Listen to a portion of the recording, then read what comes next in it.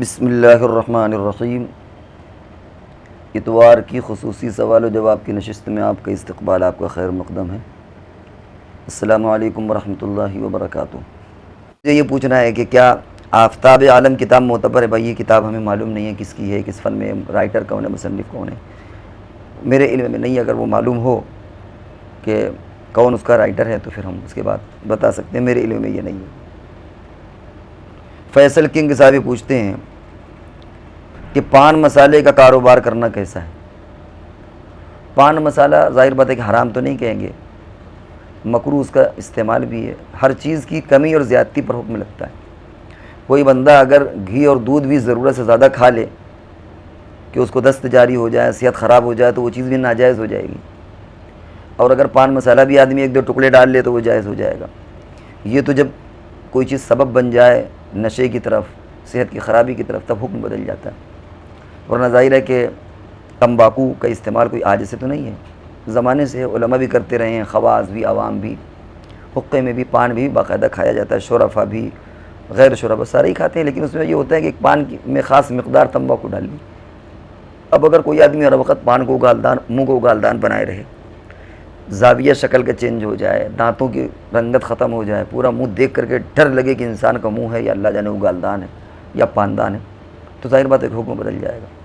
तो जब कोई चीज़ इस कबील की हो तो उसका बेचना जायज़ होता है। ज़्यादा ज़्यादा आप कराहते तंज़ीह कह सकते हैं, बेचना फ़ी नफ्सी जायज़ है। क्योंकि जो बेच रहा है वो ये नहीं कह रहा कि आप हर मरतबे पुड़िया खाते रहें, आप उस पुड़ियों को 10 मरतबे तकसीम करके भी तो खा सकते हैं, उस पुड़ियों को पान में डाल करके भी तो थोड़ा खा सकते हैं। ये तो आपका ज़्यादा इस्तेमाल करना, ये आपका अपना फेल है। भाई घी आप पी लें, अगर कोई आदमी आधा किलो 1 किलो घी पी ले तो ज़ाहिर बात है कि उसकी सेहत ख़राब हो जाएगी, वो तो दस्त नहीं रोक पाएगा। तो इसमें घी का और बेचने वाले का कसूर नहीं है।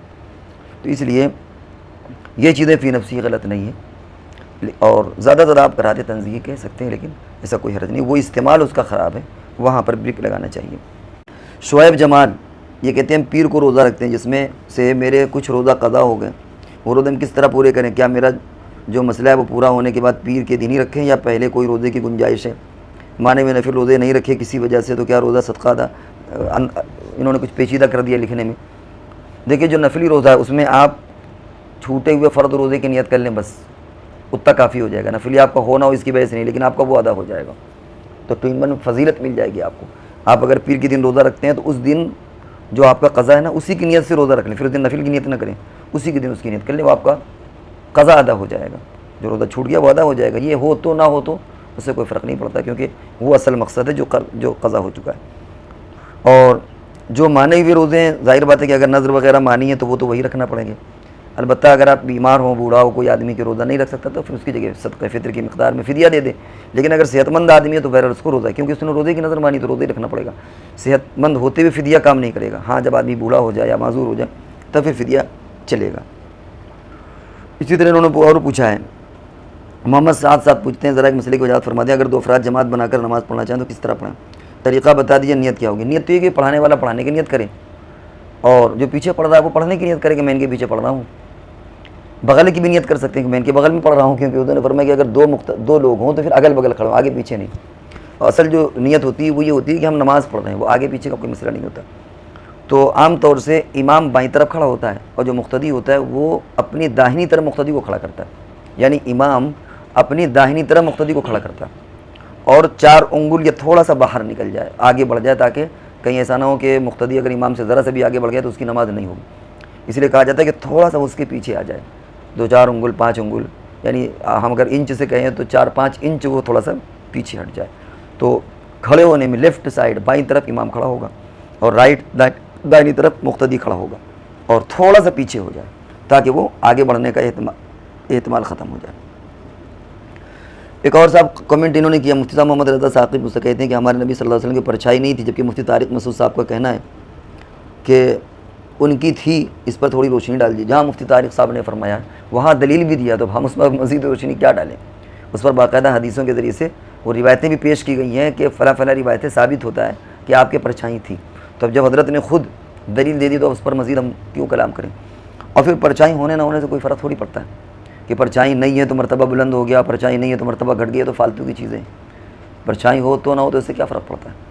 ये असल में कहीं ना कहीं बहस जाती है कि नूर से पैदा या इससे पैदा, नूर की परेशानी नहीं होती।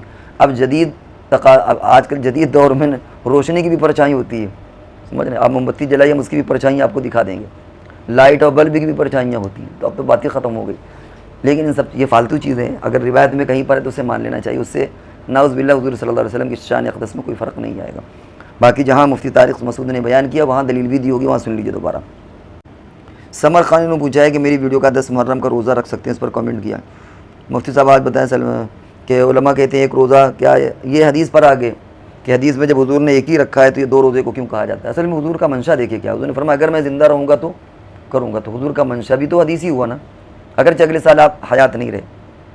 और फिर सहाबा कराम का भी मामूल भी शरीयत है, ऐसा नहीं कि सहाबा कराम के मामूलात शरीयत से हट करके।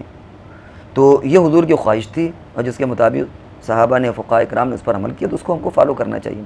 हुजूर ने एक रखा हो या ना, ऐसे तो हुजूर ने 20 रकात तरावी के बारे में आता है, अज़ान सानी के बारे में आता है। जुमा की जो अज़ान होती है वो हुजूर के ज़माने में नहीं थी, अज़ान अव्वल बाद में हुई वो, और आज पूरी दुनिया में तरावी हुजूर के ज़माने में ये सिस्टम नहीं था, आज पूरी दुनिया में। तो सहाबा कराम अलैकुम बिसुन्नती व सुन्नती खुलफ़ाए राशिदीन, सहाबा कराम की सुन्नतें भी हमारी ही वो हमारे लिए नमूना हैं, हुज्जत हैं।